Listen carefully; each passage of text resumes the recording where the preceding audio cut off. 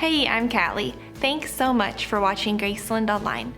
Graceland Church exists to see lives transformed in the neighborhoods, the generations, and the nations through Jesus Christ. And the teaching that you're about to hear is based on the Bible, and we believe that it will be inspiring and relevant to your life. And if you're here because you're searching for answers to tough questions or looking for help on how to navigate life, we would love for you to text us with any questions or if you just need someone to talk to. And again, thanks for watching Graceland Online. We're praying for you, and we hope that this video will be an encouragement to you on your spiritual journey. Well, thanks for joining me today for this talk. My name's Larry, and I know as we walk through things around us, change is really difficult. And that's what we're really talking about today. How do we change our lives? How do we change from the struggles that we are going through? Everybody desires some kind of change. They desire for new things to be happening or something different or coming out of our backgrounds and our struggles. All of us are trying to see, okay, what are we going to change here? What are we going to change there? I recently read a story about a guy who was arrested because he was driving, or actually not driving, sitting in the back seat of his Tesla as it was driving around the city. And people were calling the cops because they saw a car with nobody sitting behind the steering wheel. And so finally, the word got out and they located the car and they pulled him over. And sure enough, he was sitting in the back seat, just kind of watching and videoing because he was driving this self-driving car. And one of his things that he talked about in this little article that I was reading is he believes that we are changing so much in our world that he was trying to just go along with the change. Thought that was interesting, going along with the change, being able to figure out what's changing and how we're changing and just kind of being satisfied or being a part of it. And as I relate that to life, and as I relate that to some of the things that we go through, how we go through life and what we blame things on and how we're able to take the blame from ourselves and put them somewhere else, man, that's an important thing, you know. Who do we blame? How do we blame for things that are happening? And how do those things really shift in our lives? Most often we deal with change or blame of not being able to change on other things. Have you heard people say, well, I'm really not going to change because that's just the way I am, right? Or that's my family's background. Or somebody provoked me to do something or caused me to do something. And so I'm not willing to change because of whatever reason that we give. And oftentimes that change, we struggle with it and it really becomes a problem for us.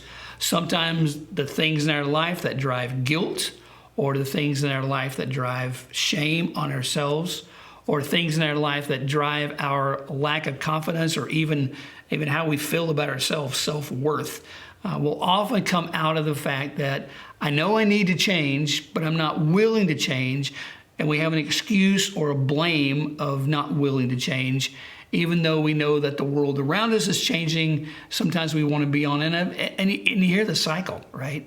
You hear the struggle that we go through. There's a guy in the Old Testament in the Bible that talked about how there was things that I knew. He said this, remember not the things in the past, or don't consider the things of old, because the Lord has said, God has said, I am doing a new thing. I'm doing something new in our lives. And we are looking for new things to replace those things that we are struggling with in our change. Now, I know a lot of our lives, we do want to change. That's part of our behavior, right? How do we blame our behavior on someone else? And changing our behavior becomes hard for us. Changing our behavior becomes difficult because we like who we are and we make excuses. As well as we've blamed other people, who we are, our family, this is my personality. Oftentimes our behavior goes a little different way. Our behavior, we might say, oh, it's not that bad, or it's only a small thing, or that's what other people are doing. And overall, I'm really not that bad of a person. You know, I've got these problems, I've got these hang-ups, but I'm really not that bad. Look at all the good things that I'm doing. And we compare our lives with other people. Now, that's both good and bad. It's not wrong sometimes to compare ourselves with others because it might help us to move forward. But it becomes difficult for us when we compare ourselves with other people and we begin to say, man, I wish I could do that, or I'm not that good, or they're doing something bad and I'm doing something bad, but I'm not doing something as bad as they are. And so oftentimes that guilt and the struggle with our behavior begins to take really control of our lives. And that's what we're talking about today. That's how we're trying to say that when we get in that place where we're not willing to change, though we know things are not going well for us, we get in that place of digging into who we are, digging in of comparing ourselves to others, digging in oftentimes of our own self-worth and our struggle with our own self-worth, that we begin to say, how do we change? How do we become the person that we really want to become? Well, oftentimes we say, well, if only this happens, if only this would occur, or if only I could do this, then I would be able to make the change. It goes back to the guy driving the car, right? Or not driving the car. He knew that the world is changing around him and what's happening with cars are changing around him. And he just wanted to push that a little farther. He just wanted to test that to see what it was like. If only we could be in that place.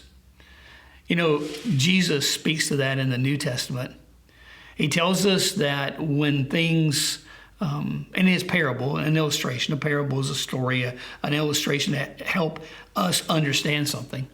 He said in one of his parables that you don't take wine, and this is ancient, 2,000 years ago, a new wine and put it into an old wineskin, but that you put it into a new one. Now, the cultural situation behind that is that wineskins of 2,000 years ago, where they would put their wine, was actually in a skin of an animal. And as the wine would ferment, it would stretch, and the skin would stretch with it, and they would be able to store it.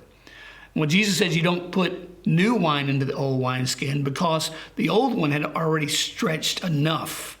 And if you put new wine in there and you fill it up and it begins to expand, it would break and be destroyed. Now, his parable that he told us really had to do with our lives. It has to do with our willingness to say, how am I willing to change who I am so that I can become the person that I desire to be? Now, a lot of that change, a lot of that newness happens as we focus on who we want to become.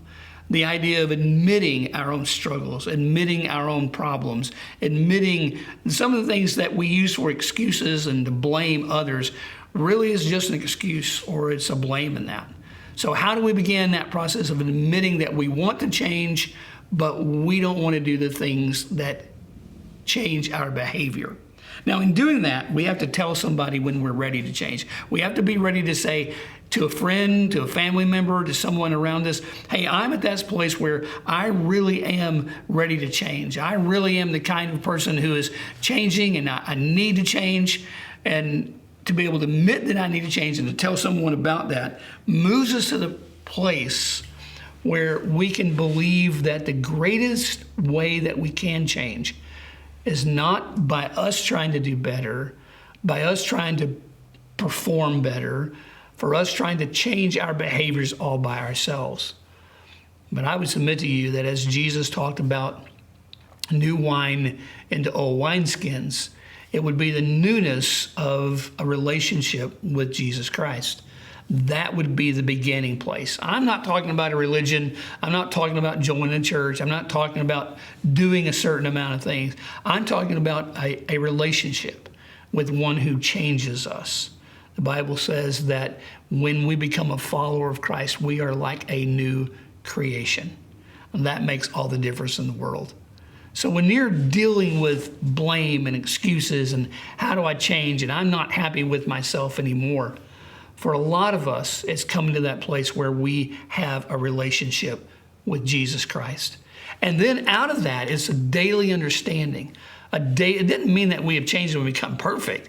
It means that we're in the process of changing, that things in our life are not just on us, that we're able to see that we have a grief in our sin or a grief in the things that we do wrong.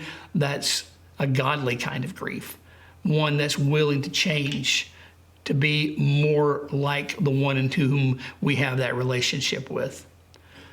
So I would encourage you, as you are walking through just the struggles that you have in your life, how do you begin that change process? Well, it's admitting we need that change. It's sharing that with people around us. It's getting that encouragement from those around us. It's recognizing, where is my relationship with the one who can change me from the inside out? That's what we're talking about. And then walking through it daily, being able to say, this is how my life is changing, and I'm willing to admit it and walk forward with it. I believe that the Lord Jesus Christ wants to do amazing things and continuing to change us so that our lives might be like him.